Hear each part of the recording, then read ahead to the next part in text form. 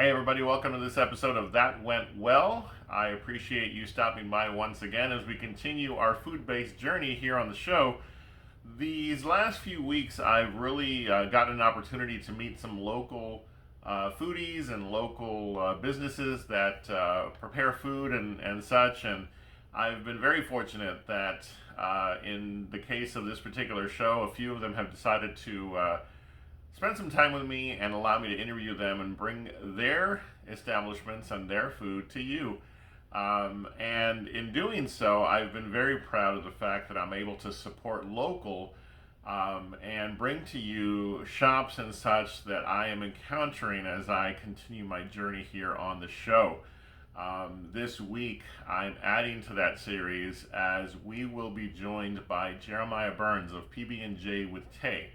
It is a peanut butter and jelly, gourmet peanut butter and jelly sandwich shop here in San Antonio. And I have now been there a few times, and I tell you what, I've never had a bad meal while I was there. And more importantly than that, Jeremiah is one of the nicest guys that I know I've ever met. And so my friends and I who love going there, we recently went for a visit, and before things got rolling in terms of the meal, I had an opportunity to speak with Jeremiah and learn more about PB&J with Tay. So let's take a look, and I hope you'll enjoy this time I got to spend with Jeremiah. All right, so I'm here with Jeremiah Burns of PB&J with Tay. We are actually here at PB&J with Tay, one of my favorite places here in San Antonio.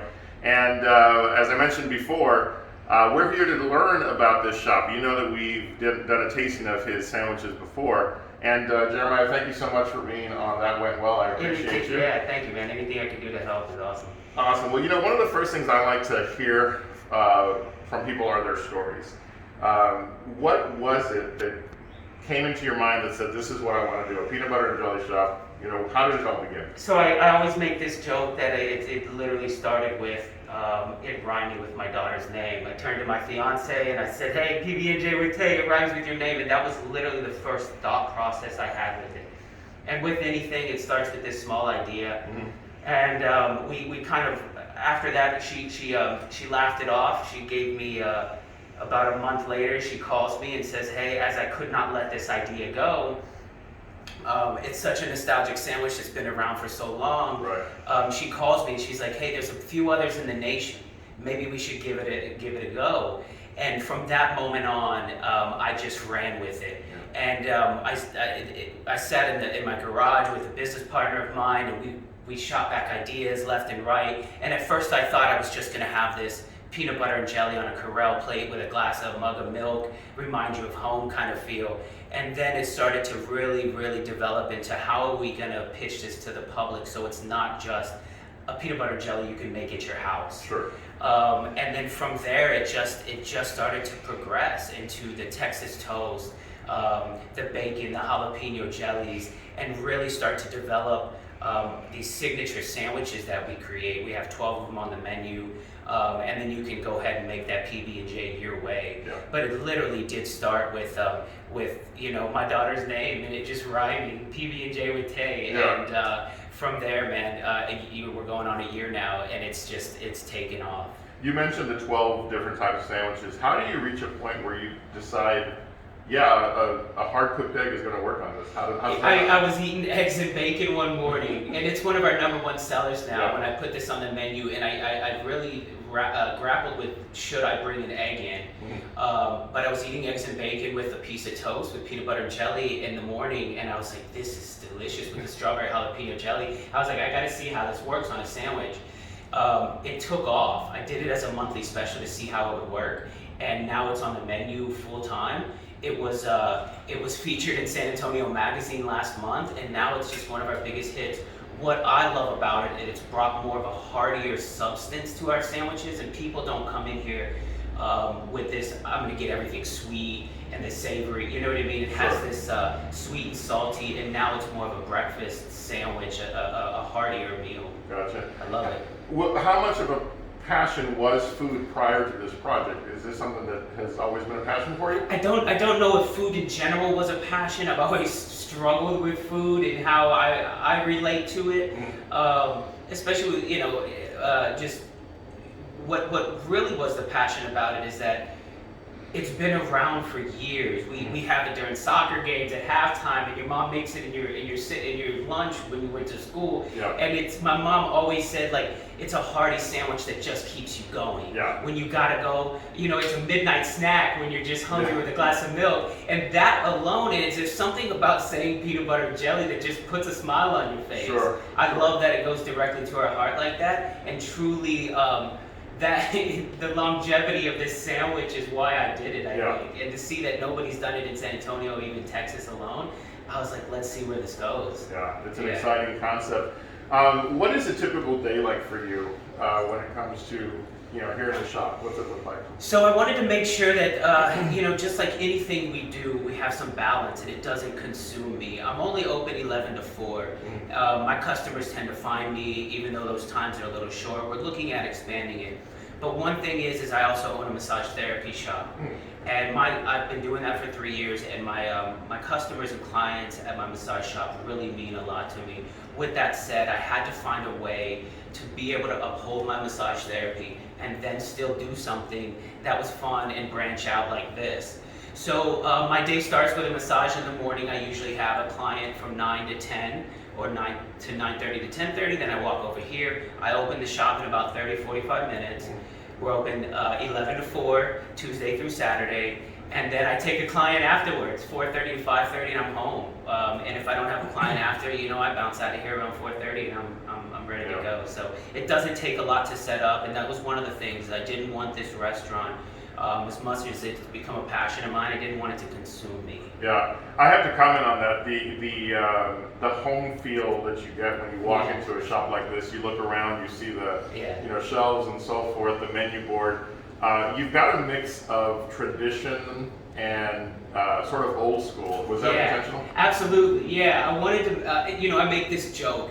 I didn't know what I was getting into, and I wanted to feel that I was still at home. If I never sold one sandwich, if this was a total buzz, I wanted to make sure that at least I have a place to hang out with that made me feel like home. Sure. But also that concept has branched out to this grandma's kitchen kind of feel, where the old rustic chairs, nothing really matches. And when you walk in here, you want to feel like you're eating a peanut butter and jelly sandwich at your house. And I didn't want to hang out in the restaurant all day, so that's what I went for. Yeah. It truly does consume you when you walk in here. Absolutely, it really does, and I think it's part of it. That's part of the charm. Absolutely. Is the setting and so forth. Yeah. When you're not here, you talk about it seems to me like balance is very important to you. It's huge. So I'm always curious.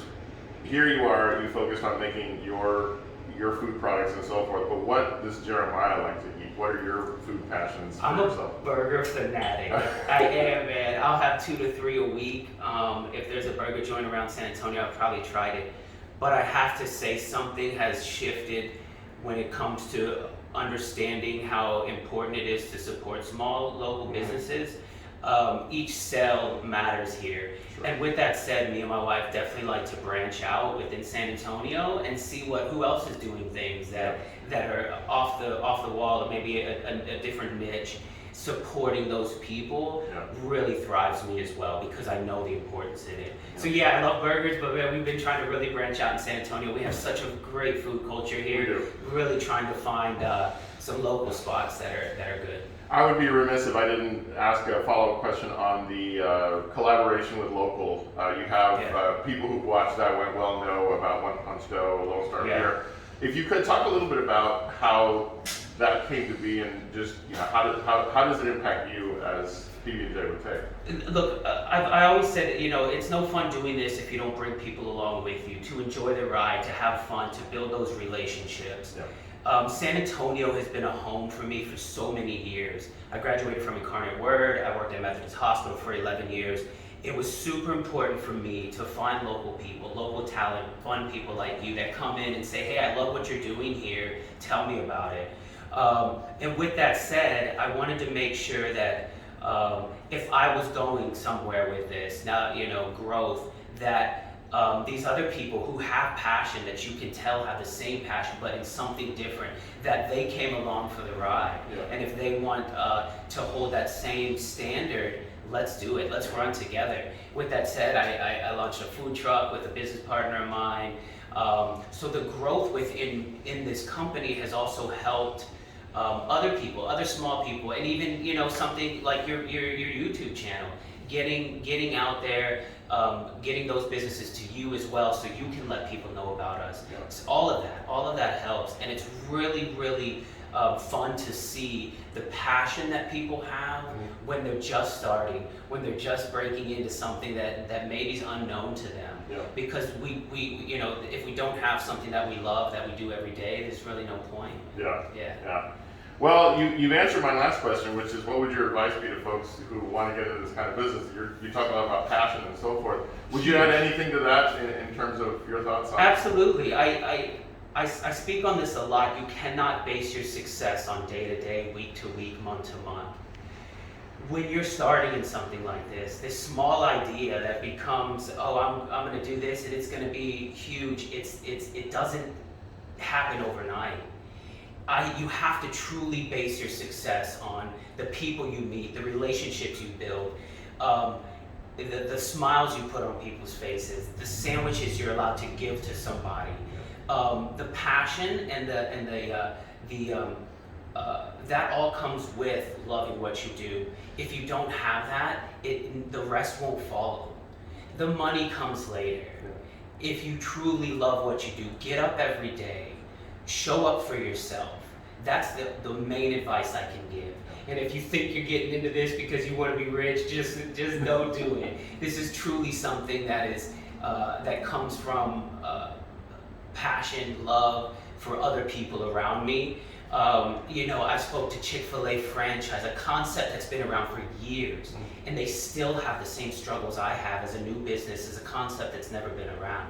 So truly love what you're doing, and the rest will follow. It just happens, and I don't know how to speak on that more, but it truly is.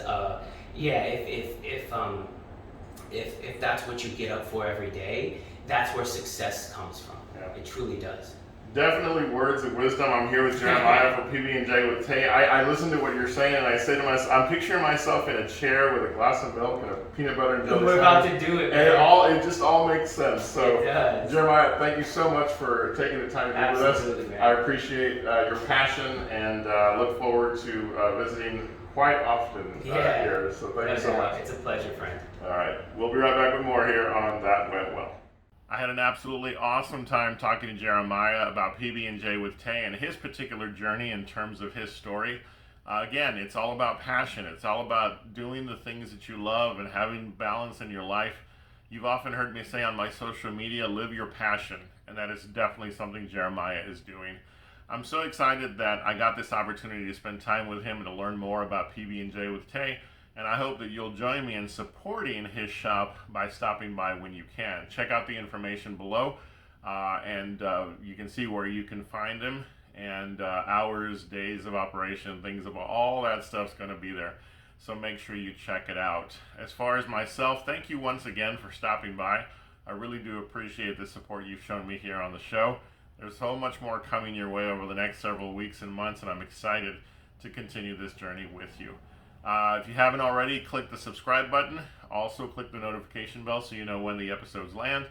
And I just really appreciate the time you spend with me here. So, with that said, remember, you're awesome, you're amazing, and the world's a better place because you are in it. We'll see you next time on That Went Well.